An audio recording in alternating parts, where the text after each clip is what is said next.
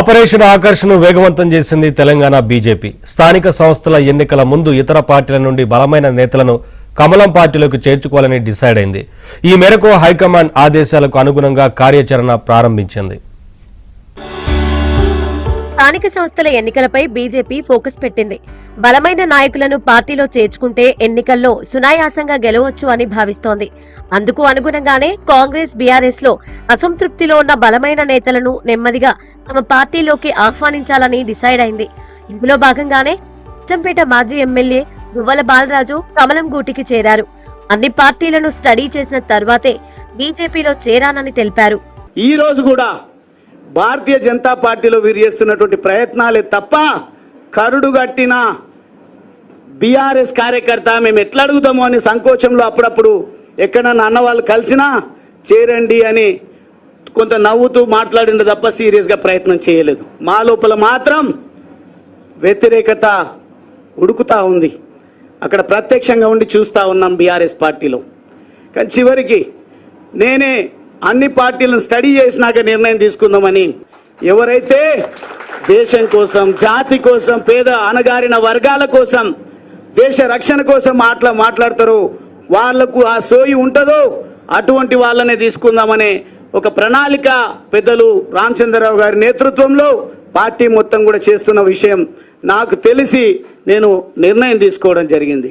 Local body ఎన్నికల schedule కంటే ముందు బలమైన లీడర్లను బీజేపీలోకి ఆహ్వానించడం వల్ల సంస్థాగతంగా బలోపేతం కావచ్చన్న ఆలోచనలో ఉంది బీజేపీ. ఇప్పటికే మహబూబ్ నగర్ పార్లమెంటు స్థానాన్ని బీజేపీ కైవసం చేసుకుంది.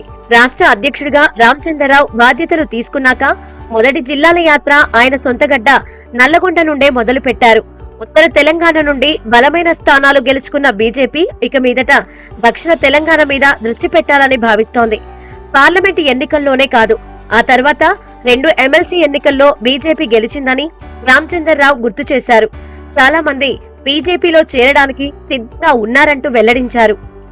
ఈరోజు నిజంగా భారతీయ జనతా పార్టీ యొక్క ఇది 36% పార్లమెంట్ ఎన్నికలే కాకుండా మొన్న 2 ఎమ్మెల్సీ జరిగినాయి. ఆ ఎన్నికల్లో కూడా టీచర్స్లో మొత్తం దాదాపు 60-70% పైగా ఓట్లు మాకే వచ్చినాయి, ఓట్లు వచ్చినాయి. అంజిరెడ్డి గారు కూడా బ్రహ్మాండమైన విజయం. కాంగ్రెస్ మీద గెలిచింది, కాంగ్రెస్ సీట్ని బీజేపీ కైవసం చేసుకున్న విషయాన్ని కూడా మనం చూసిపెట్టాలి.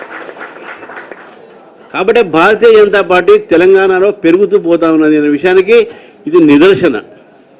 కాబట్టి చాలా మంది భారతీయ జనతా పార్టీలో చేయడానికి సిద్ధంగా ఉన్నారు. మనందరినీ కూడా ఆహ్వానిస్తూ బీఆర్ఎస్ లో బలమైన దళిత సామాజిక వర్గం నేతగా గుర్తింపు పొందిన నేతగా పేరొందిన గువ్వల తన క్యాడర్ తో బీజేపీలో చేరారు.